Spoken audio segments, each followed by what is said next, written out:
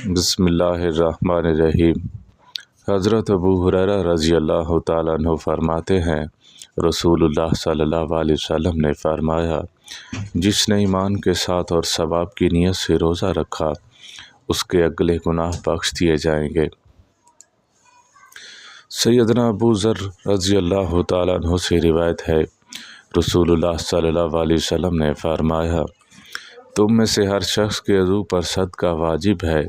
ہر مرتبہ سبحان اللہ کہنا صدقہ ہے، ہر مرتبہ الحمدللہ کہنا صدقہ ہے، اور ہر مرتبہ لا الہ الا اللہ محمد رسول اللہ کہنا بھی صدقہ ہے، اور ہر مرتبہ اللہ اکبر کہنا صدقہ ہے۔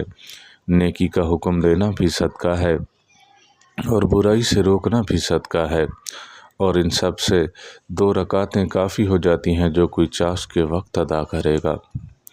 حضرت ابو ہریرہ رضی اللہ تعالیٰ عنہ فرماتے ہیں، رسول اللہ صلی اللہ علیہ وسلم کا ارشاد ہے، ہر انسان کی نیکی 10 گنا سے 700 گنا تک بڑھا دی جاتی ہے۔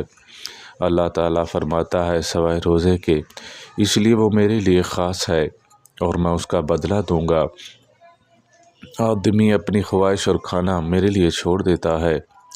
روزہ دار کے لیے 2 خوشیاں ہیں، ایک افطار کے وقت اور دوسری اپنے رب سے ملنے کے وقت، اور روزہ دار کی منہ کی بو اللہ تعالیٰ کے نزدیک مجھ سے زیادہ بہتر ہے۔ اللہ تعالیٰ ہم سب کو عمل کرنے کی توفیق عطا فرمائے۔ وآخر دعوانا الحمدللہ رب العالمین۔